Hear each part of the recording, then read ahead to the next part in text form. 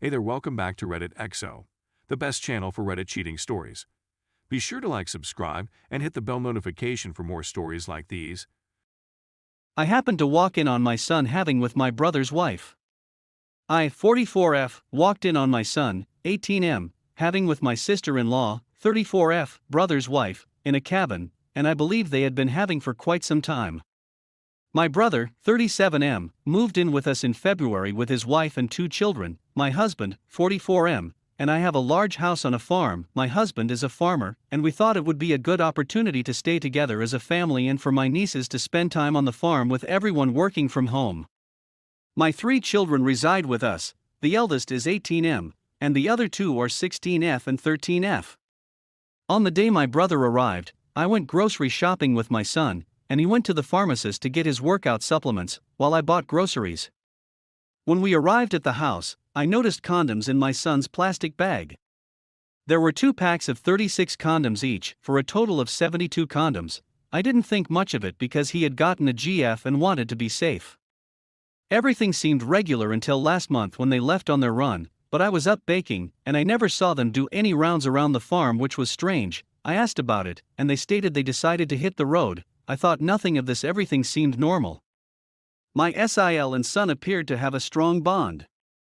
Yesterday, I was returning from a friend's house early in the morning. The sun wasn't up yet, and it was a little dark, but I noticed that the cabin we have on the farm was open and the light was on. I thought maybe one of the employees had forgotten to lock up, so I went to close the door and turn off the light, and as I got closer, I heard people having, and I took a peek, and it was my son and SIL having. I still haven't informed anyone what I witnessed, and I'm at a loss for what to do. Should I confront them? Should I tell my brother? Should I tell my husband?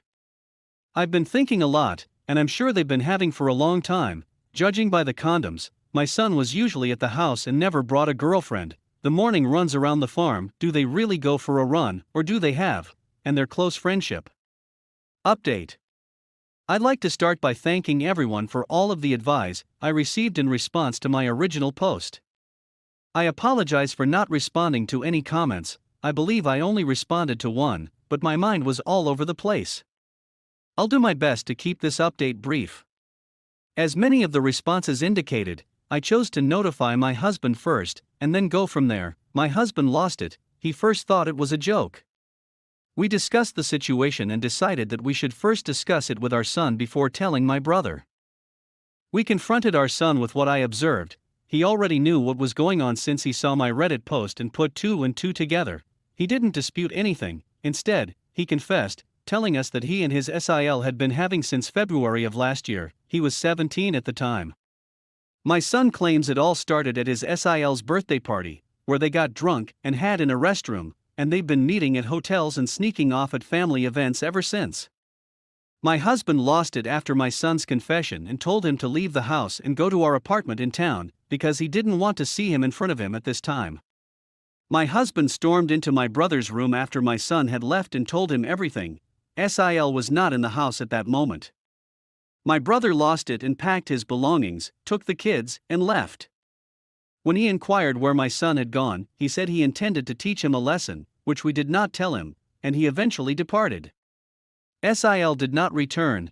I believe my brother may have phoned her, or my son may have warned her, and she is terrified to return. Her things are still in the house.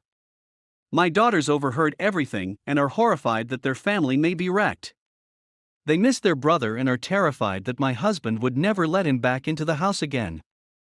My husband despises all forms of infidelity, and has always instilled in our 2 eldest children that they must never cheat on anyone or be in a relationship with someone in a relationship.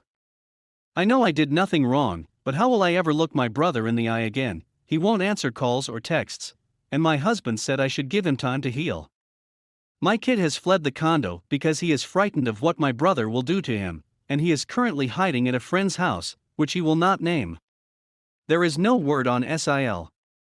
Info: my son's sister-in-law was the one who initiated the first time he and her slept together. She was the one who booked hotel rooms, bought my son dinners and lunches, and she even gave him an allowance.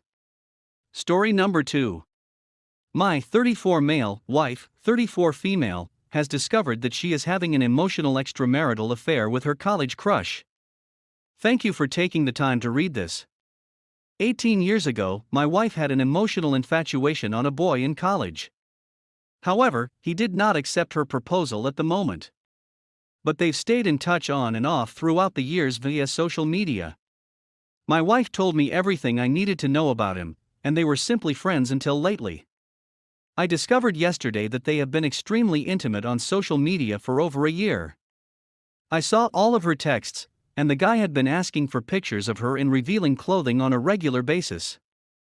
My wife had emailed him images of her cleavage, if not anything more explicit. My wife is spiritual, and the guy has been portraying himself as spiritual, and I believe this is where my wife feels emotionally linked to him.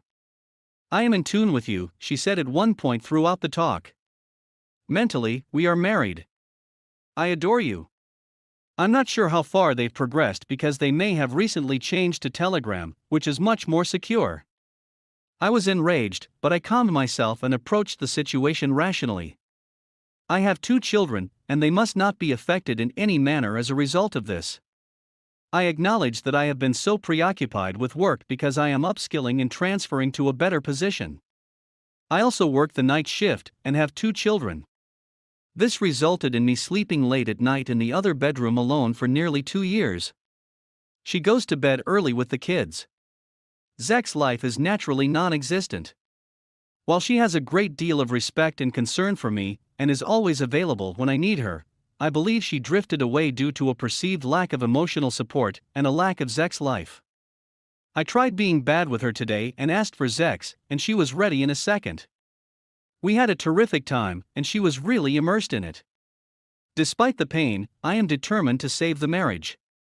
I haven't confronted her yet because of this. Should I do it now? Or should I just rekindle the Zek's life, deepen the emotional connection, and hope guilt drives her away from him? I have to approach this very pragmatically because both of our families get along really well. Thank you for your time. Update. I approached her without first presenting the facts, and she stated that they do speak on and off, but nothing more. I then gradually exposed the talks, and she looked helpless as she explained that she tried to keep him from crossing boundaries while chatting and from chatting in a specific way. I put my foot down and told her that she had cheated regardless, and that she had the option of leaving or going NC with that guy. I summarized what I believed I read above, but the actual conversation was I am in tune with you. We don't have to talk like way all the time. We got married. She clarified that she meant we are both married, not we are psychologically wedded, and that she would never say such a thing.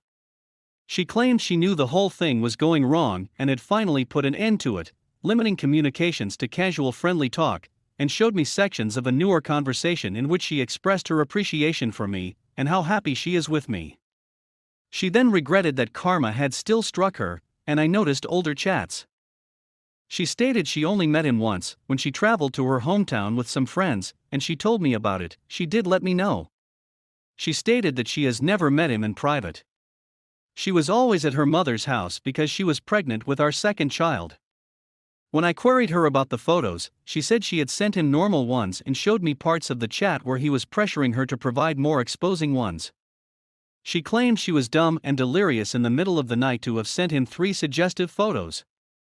She admitted that she had made a mistake and attempted to divert the conversation with him to more banal matters. So I went through her phone and found no fresh conversations. I requested her to send the guy a final message saying not to contact him again, and that I was aware of everything. She did as I stated and agreed that the guy's wife has a right to know everything. Just before bedtime, she sobbed and apologized, saying she didn't intend to upset me, and that she prefers and loves me over everyone else. She stated that while I am correct in seeking divorce, she wishes to save the marriage. I admitted that I couldn't think straight, that I was sad, and that what she did was wrong. She had to cry herself to sleep. She apologized again this morning, saying she was being silly, and that she realized during the chats that the person wasn't the same college friend she knew, and that he had changed, and that she should have halted the conversation sooner. I stated that I want to trust her, but that I am unable to do so at this time. I require some time.